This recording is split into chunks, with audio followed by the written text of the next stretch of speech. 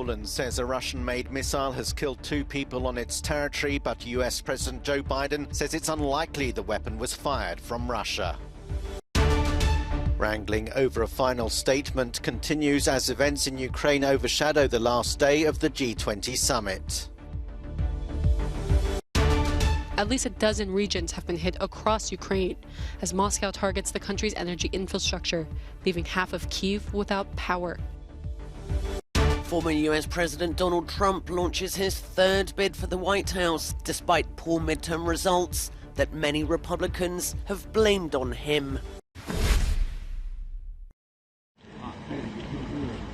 Poland has blamed a Russian-made missile for killing 2 people when it fell in the eastern part of its country.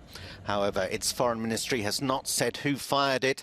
Both sides in the Russia-Ukraine conflict have used Russian-made munitions, and investigators still need to establish the facts. The missile fell on farmland near Poland's border with Ukraine. It marks the first time in the Russia-Ukraine conflict that Russian-made weapons appear to have come down on a NATO country. Poland's Prime Minister Mateusz Morawiecki has appeared on television calling on Poles to keep calm while the facts are established. The country's president said the incident may be a one-off.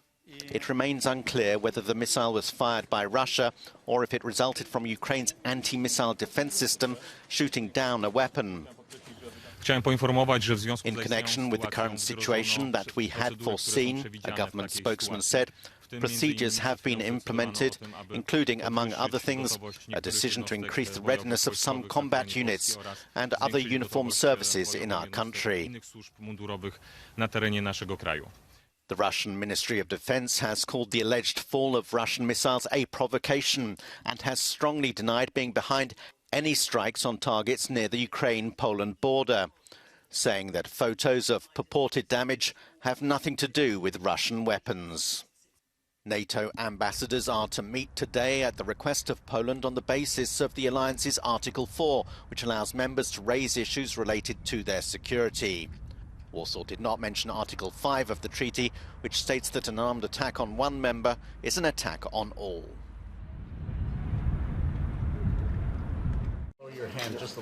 US President Joe Biden called an emergency meeting with G7 and NATO leaders in Indonesia after Poland blamed a Russian-made missile for the strike. Biden offered support to Warsaw, but said initial information suggests it's unlikely the missile was fired from Russia. And I'm going to make sure we figure out exactly what happened. Our sympathy goes out to apparently 2 people were killed. And then we're going to collectively determine our next step as we investigate and proceed. There was total unanimity among the folks at the table. Various messages of support and solidarity for Poland have been sent via social media, including one from European Commission President Ursula von der Leyen and another from UK Prime Minister Rishi Sunak. Both have called for the quick establishment of the facts.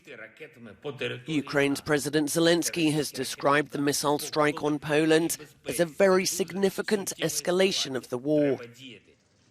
The United Nations Security Council is to raise the issue of the situation in Ukraine and the strike in Poland later today at a previously scheduled meeting in New York. World leaders had expected to continue working on their draft statement as they began their final day at the G20, but events were overtaken by the reports of a missile landing in Polish territory near Ukraine. After much wrangling among summit members, the statement is expected to refer to Russian aggression.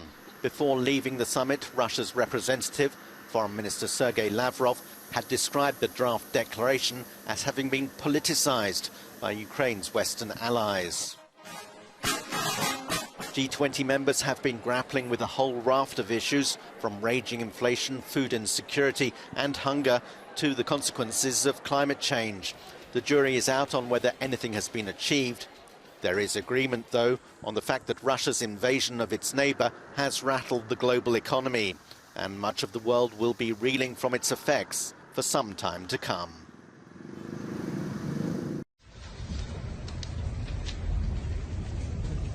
Moscow has resumed its strikes across Ukraine.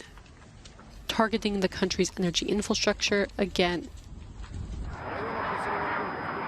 At least a dozen regions have been hit, and a person was killed in a residential building.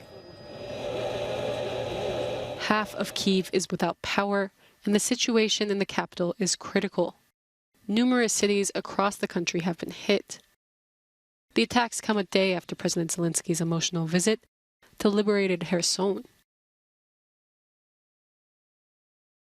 In a tweet, Ukraine's foreign minister has claimed that these bombings are the peace that Russia claims to seek. He has accused Moscow of resorting to terror.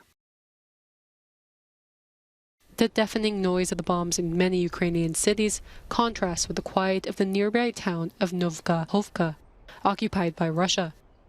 The Moscow-imposed authorities evacuated it on Tuesday in the face of advancing Ukrainian troops.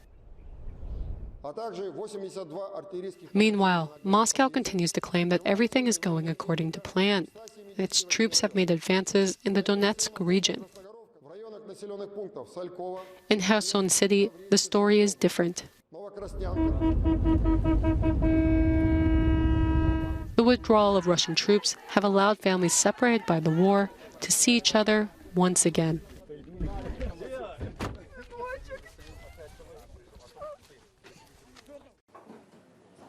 The Russian Ministry of Defense escalated claims of Russian territorial gains in Donetsk region, likely to emphasize that Russian forces are intensifying operations there following a withdrawal from the west bank of Kherson. Now, by making more concrete territorial claims, the Institute for the Study of War says Moscow is setting information conditions to frame Russian successes in Donetsk region and detract from discontent regarding losses in Kherson. The think tank states that Putin likely elevated Russian Army General Sergei Surovikin and let him withdraw from Western Kherson on condition that he take the rest of Donetsk region using Russian forces recouped from Western Kherson. Now, what Russian forces are operating in that region?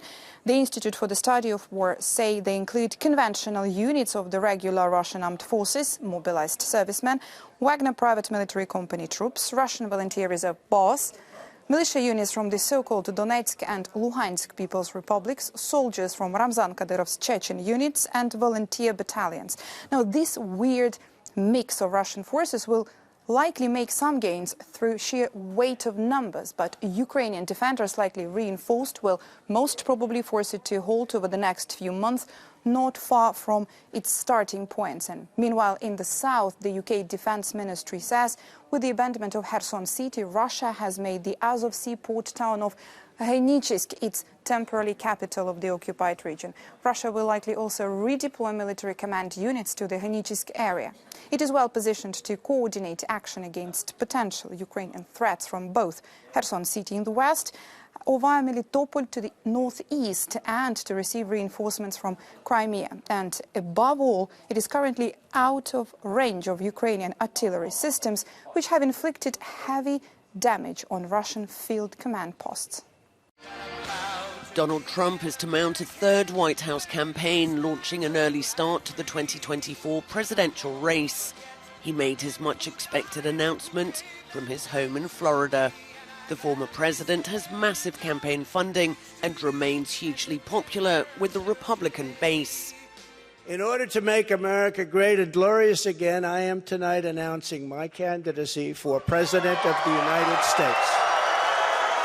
But his declaration comes just a week after an underwhelming midterm showing for Republicans, for which he has been blamed, with a predicted red wave failing to materialize. Voters largely rejected candidates who backed Trump's baseless claims of election fraud in 2020, and many of his high-profile picks for office struggled or lost outright.